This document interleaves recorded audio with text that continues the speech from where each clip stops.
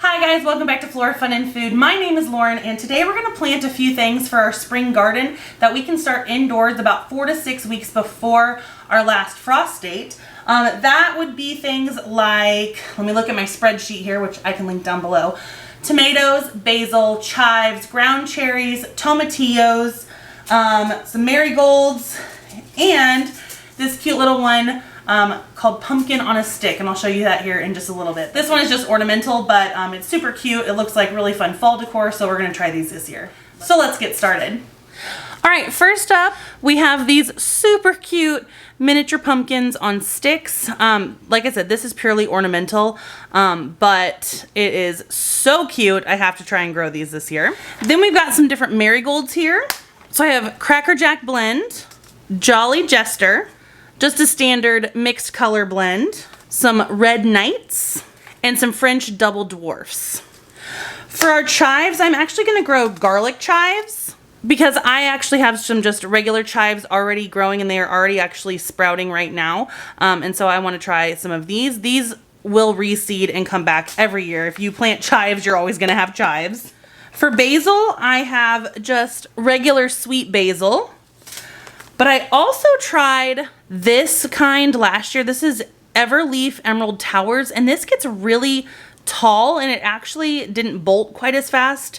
It was kind of in a shadier area, but this grew to be huge, so I want to definitely use these again.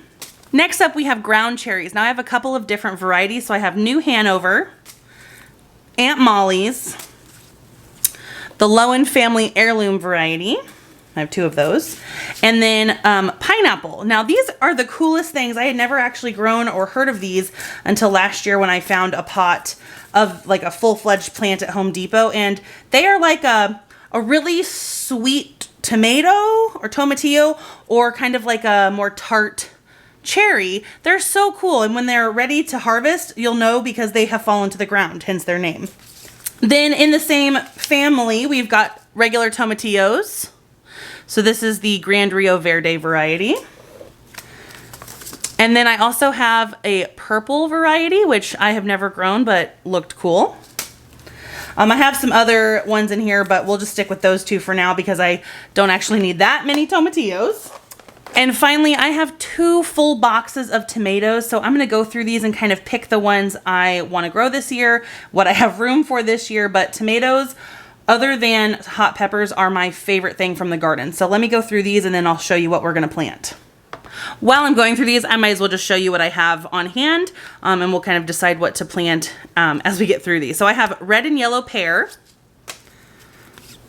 artesian bumblebee, Ace 55 bush tomato. Now that reminds me, the first two were tomato pole cherry, and then this is tomato bush. So these are indeterminate and this is determinate, and we can talk about that when we get planting, but something else to keep in mind when selecting your tomatoes. Then I have black crim, Cherokee purple, green zebra, San Marzano, golden jubilee, orange cherry tomato sun gold, heirloom tomatoes, summer feast variety, and then we have Italian heirloom tomato, and I'm sorry if I butcher this, Costoluto Genovese, another heirloom black cherry, the ever popular beefsteak, red cherry large tomatoes, brandywine pink, Amish paste, which I really want to grow to make my own tomato paste and can it, yellow pear, which I already have a blend, so I'm going to put these to the side, another popular one, Rutger tomatoes, Chadwick cherry, which I already kind of have a cherry tomato, so we'll have to decide between the two, another cherry, so again, decision time. Then we have delicious tomatoes, Roma tomatoes, super sweet hybrid. This, if it grows like this, I will be so happy. Couple of repeats, and then finally tomato big rainbow. So obviously this is way more tomatoes than I could ever, plant, grow, take care of, harvest, use, whatever. So I'm really gonna have to narrow this down. Another thing I'm gonna think about is how many buckets in my garden or how many containers I want to dedicate solely to tomatoes. So I really need to kind of be strategic in what I choose. If you have any favorites, throw them in the comments down below. A lot of these varieties I have never actually planted before. They just looked really good. And then earlier I was talking about pole or indeterminate versus bush or determinate, which means when a determinate tomato plant has a predetermined number of fruit that it will produce. So once it produces that fruit, it's done. It won't keep growing. It doesn't vine up like a typical vine would. And then indeterminate tomatoes will produce and produce and produce and keep growing and growing and climbing and climbing. So you need to think about that as well when deciding what to plant in your garden. So I do have tomato cages to kind of wrangle in those bush tomatoes, but then I also have a big grate that the indeterminate ones can climb up. So let's go through these and decide what we're going to keep and what we're going to just try another season. Okay, I think I have narrowed it down. I'm also using the garden planner from GrowVeg. I pay the yearly subscription, which I think is really cheap. It's like $35. Basically, this helps me determine how many of my containers I can designate for certain crops. So I have decided I'm going to use an entire block of 10 containers for my tomatoes. So I have 10 different varieties here that I'm going to try, and I actually ended up putting back some of the popular ones that I know I can grow just because I want to try something different. So I put back the beefsteak, the Roma, the Rutger. And so I'm going to try some new things instead. So the ones I decided on are the Artesian Bumblebee Blend, Black Crim, Cherokee Purple, the Summer Feast, and I apologize again, Castelluto Genovese, Brandywine, San Marzano, Amish Paste Tomato, Black Cherry Tomato, and the Super Sweet 100 Hybrid Cherry Tomatoes. And I think we're ready to start planting, finally. So I'm just wetting down my seed starting mix because it is a little bit dry. And then I'm using my coal scoop here just to kind of mix everything together and make sure all that moisture is nice and absorbed. You want to start with a moist but not soggy seed starting mix for your seeds or they will not germinate very well. To test your soil, you can grab just a handful and squeeze it together. If it flakes apart too easily, it's too dry. And we'll put some on here just to show you the opposite effect.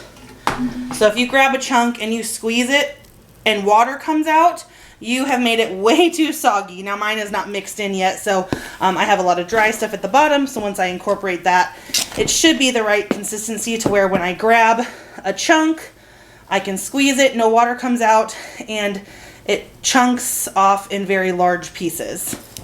Now, if you do overwater it to get it started, just add some dry soil to it. Just open up a new bag and add that and mix it. So soil's pretty easy to fix, but you really want to get the right consistency to start with, and it'll just give your seeds the best chance of being successful. All right, ours looks good. So I am just going to reuse some of these seed cell trays that I bought pansies in last year. And I save every nursery pot that I get because they come in handy. So I'm going to fill these. And like I've shown you in previous videos, you need to press the soil down into the cells to get rid of all those air pockets. And then dress it again on top. Press that down nicely into each cell. And that is good to go. So my first step is going to be labeling these, and instead of my typical tape on the outside, I'm going to use these markers that I got from Dollar Tree just because I have them and I think it'll be easier to see in these cells. So let's get these labeled. All right, time to poke some holes with our Dibbler. Again, you can always just use your finger, a chopstick, a pencil, the end of a spoon, whatever works. I just find this little tool to be handy, and it came free with, I think, a house plant pot that I bought off Amazon. Now, when you're planting seeds, again, like I've said in previous videos, you only want to put about 2 to 3 seeds per cell. That way, when they start growing and germinating, you can decide which one is the stronger of the bunch and only keep that one. Now, put the rest back in your packet and save them for another planting. And then we will cover each one up and then water them in with a spray bottle. I just have to show you how cute these Summerfest tomato seeds are. Look, they're like red, green, and white. They're adorable. I'm assuming they dyed these to tell the difference between what they were and get a good mix in the seed packet.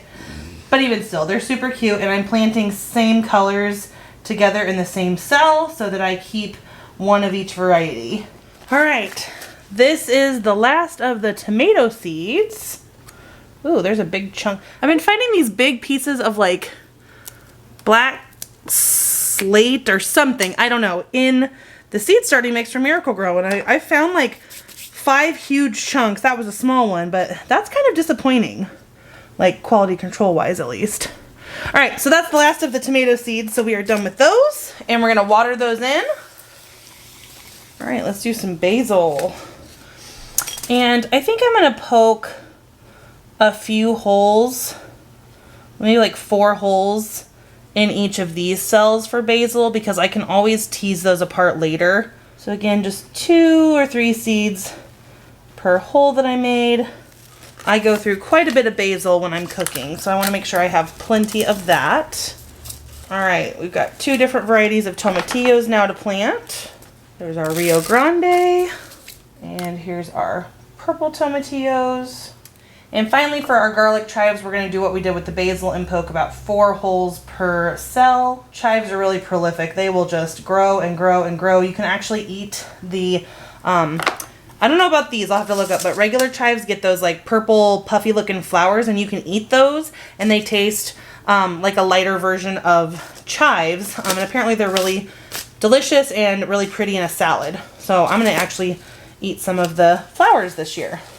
Okay, I have grabbed some more nursery pots that were just from like house plants or starts that I bought last year, and we're gonna get these filled with soil and plant out our ground cherries, our marigolds, and our pumpkins on a stick. Again, we're gonna label everything. I ran out of my plant tags, so I just went with the good old tape and Sharpie method. Now for these, I'm going to poke probably 5 or 6 holes, probably in like a 5 pattern, like on the face of a die, and get, 5 plants or so planted in each of these larger nursery pots.